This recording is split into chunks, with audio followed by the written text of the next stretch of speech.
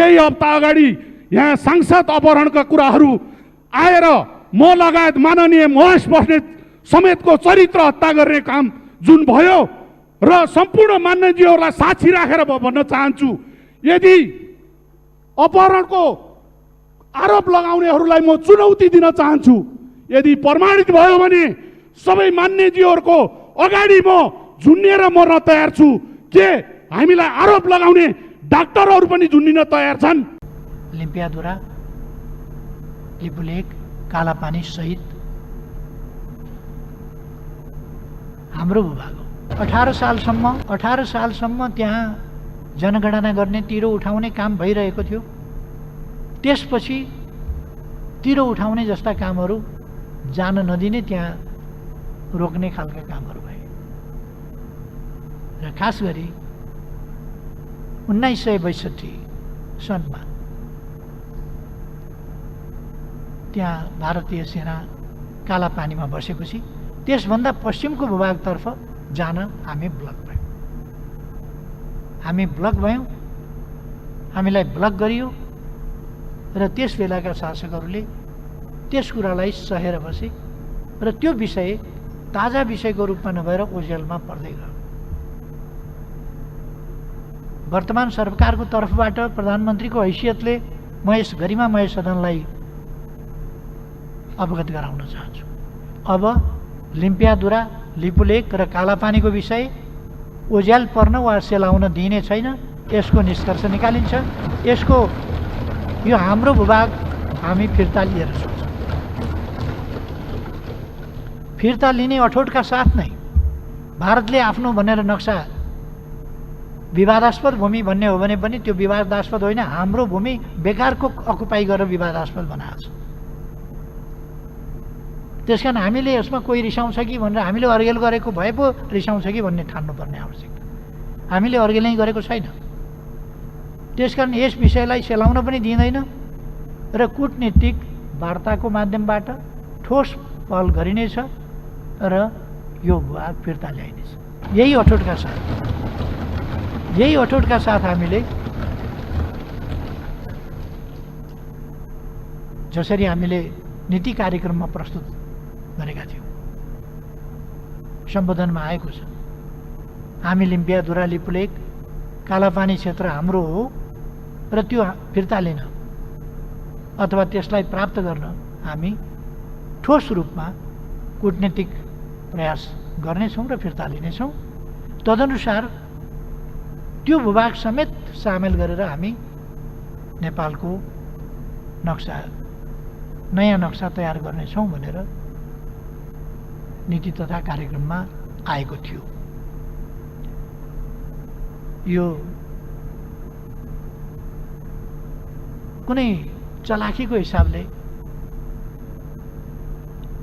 तथा कथित राष्ट्रवाद देखाउनका लागि यो गरिएको होइन। त्यसो भन्नु पनि ठिकै हो। तथाकथित राष्ट्रवाद बोल्ने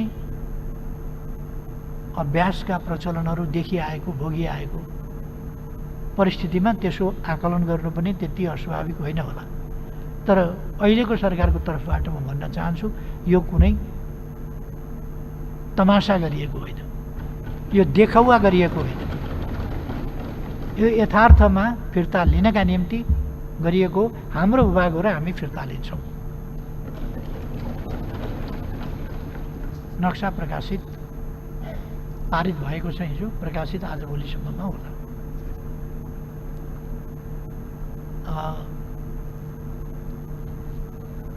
म यसबाट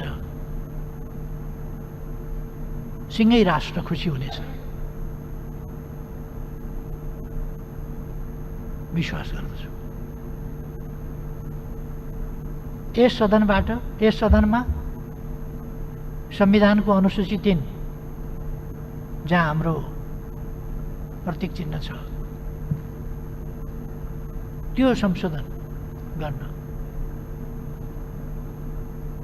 यहाँ संविधान संशोधनको त्यो एउटा मुद्दा प्रस्तुत गरिनेछ। अरू पनि विषयहरू हुन सक्दछ। अरू विषयहरूको सम्बन्धमा हामी भोलि फेरि छलफल गर्न सक्छौँ।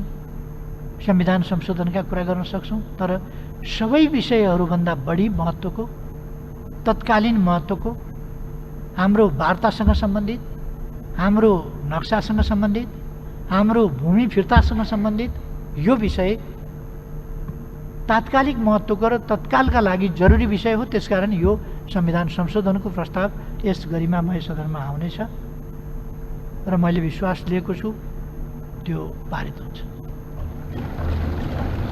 यसो भइसकेपछि हाम्रो आफ्नो तर्फको तयारी दुविधा रहित ढङ्गले हाम्रो क्लियर कट बाटो यो हो भन्ने कुरा गरेर दुविधा रहित ढङ्गले हामी जाने कुरा यो पुरा हुन्छ। म ठान्छु संविधानको अनुसूची 3 नेपालको नक्सा समेत जहाँ अङ्कित छ त्यो संसदले पारित गरेका दिन देशमा दीपावली हुनेछ राष्ट्रियताको पक्षमा। मैले त्यो विश्वास लिएको छु। महोदय, प्रमुख प्रतिपक्षी दलका नेताले यो सरकारसँग जनताको पीडा बुझ्ने हृदय छैन भन्नुभयो। माननीय प्रदीप गिरीले यो सरकारलाई गीतको नशा लागेको छ भनेर भन्नुभयो। तर कुरा त्यति मात्र होइन। 2 अमेरिकन साइकोलोजिस्ट डनिङ र क्रुगरले 1979 मा गरेको एउटा अध्ययनले एउटा रोचक तथ्य अगाडि सारेको थियो। केही कम क्षमता भएका मानिसलाई के लाग्छ भने उनीहरूसँग अद्भुत क्षमता छ। आफूलाई ज्ञान नै नभएको विषयमा आफूलाई गजबको ज्ञान भएको भ्रान्ति उनीहरूमा हुन्छ। यस्तो संज्ञानात्मक पूर्वाग्रहलाई डनिङ क्रुगर इफेक्टको नाम दिएको थियो। डनिङ भन्छन् यस्तो प्रभाव सामान्य मान्छेमा हुँदा कम क्षति हुन्छ, तर कुनै कम्पनीको मालिक वा देश चलाउनेलाई यस्तो भयो भने बर्बादै हुन्छ। त्यसमाथि यस्तो कम क्षमता भएका मानिसको वरिपरि रहनेहरूले हुँदै नभएको ज्ञान र क्षमतामा पनि क्याबाद भनिरहे भने देश वा कम्पनी दुर्घटनामै पर्न सक्छ। यो नीति तथा कार्यक्रम पढिरहँदा यस्तै प्रभावले ग्रस्त भएर हाम्रो नेपाल दुर्घटनाको नजिक पुगेको भान मलाई भएको छ। यो दस्तावेज प्रधानमन्त्रीले एक्लै लेख्नुभएको कविता जस्तो होइन, न कुनै मन्त्रीहरूले लुकेर लेख्नुभएको अध्यादेश जस्तो हो। यो त पहिला लेखियो होला। सचिव, मन्त्री, प्रधानमन्त्रीको टिम अनि प्रधानमन्त्रीले यहाँ ल्याउनुभन्दा पहिला पटक पटक पढ्नुभयो होला, हेर्नुभयो होला। यो महामारीले गर्दा विश्वको व्यवस्था र अवस्थामा कसरी खलबल ल्याएको छ यसबाट हामी अछुतो होइन, हामी झन् बढी प्रभावित भएका छौँ, हुँदै जानेछौँ भनेर यो दस्तावेज लेख्दै गर्दा कसैले भनेन।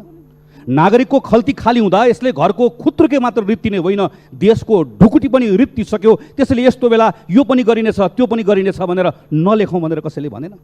घरभित्र र बाहिरको आपूर्ति प्रणाली अस्तव्यस्त हुँदै गर्दा बारीदेखि भकारीसम्म प्रभावित भएको यो बेलामा लामो गन्थन नलेखौँ, तत्काल बारी र भकारीको प्रभावलाई कम कसरी गर्ने यो लेखौँ भनेर कसैले भनेन। रोजगारी वृद्धि हुन्छ नेपालको समृद्धि भन्ने नारा लेखिँदै गर्दा सभामुख महोदय यही 2 महिनामा लाखौँ मानिस जो हिजो रोजगारी पाएका थिए उनी बेरोजगारी भइसके भनेर कसैले भनेन। भोकले कोही मर्दैन, कोही भोकै हुँदैन भन्ने नारा लेख्दै गर्दा भोकले मरिसके भनेर कसैले भनेन। सरकारको अभूतपूर्व कामले सङ्क्रमण नियन्त्रण भयो भनेर लेखिरहँदा सङ्क्रमण कम भएको होइन, परीक्षण कम भएको भनेर कसैले भनेन। कोभिड-19बाट एउटा पनि ज्यान गएको छैन भनेर तिग्रा ठटाउँदै गर्दा यस्तै शैली हो, यस्तै प्रवृत्ति हो, यस्तै काम गर्ने तरिका र यस्तै तयारी हो भने अब केही दिन पछाडि मर्ने मानिसको सङ्ख्या गन्न भ्याइँदैन भनेर कसैले भनेन गरेन। त्यसैले सम्मानित सभामुख महोदय, यो दस्तावेज पढ्दै गर्दा म निराश र आक्रोशित होइन, म लज्जित भएको छु। लिम्पिया धुरा सहितको समावेश गरेको नक्सा निकालिन्छ र सँगसँगै भूभाग समेटिनको लागि पहल गरिन्छ भन्दै गर्दा मेरो मान्य साथीहरू सँगसँगै मैले पनि टेबल ठटाएँ, किनकि नक्सा पनि बनाइन्छ, लुटेको भूभाग फिर्ता पनि ल्याइन्छ। तर घर गएर आफैलाई गएर सोधेँ, जसले सिमानामा अलपत्र परेको मेरो नागरिक साथीलाई जोगाउन सक्दैन त्यसले मेरो सीमा जोगाइदिन्छ। जसले खाडीमा अलपत्र परेकोलाई फिर्ता ल्याउन सक्दैन त्यसले मेरो भूमि ल्याइदिन्छ। यो संसदमा कहिलेकाहीँ बहस हुन्छ, राष्ट्रियता भनेको माटो हो कि मान्छे हो? दुईटै हो सभामुख महोदय, माटो पनि हो, मान्छे पनि हो। जसले आफ्नो मान्छे चिन्न सक्दैन, जसले आफ्नो मान्छे जोगाउन सक्दैन त्यसले माटो जोगाउन पनि सक्दैन। जसलाई पसिनाको गन्धको आनन्दको अनुभूति हुँदैन पसिनाको गन्धले, त्यसले माटोको सुगन्ध पनि थाहा पाउन सक्दैन। त्यसैले मलाई यसले मान्छे जोगाउन नसक्ने सरकारले भूमि जोगाइदिन्छ, मेरो मान्छे फिर्ता ल्याउन नसक्ने सरकारले मेरो भूमि फिर्ता ल्याइदिन्छ भन्ने रत्तिभर पनि भ्रम छैन।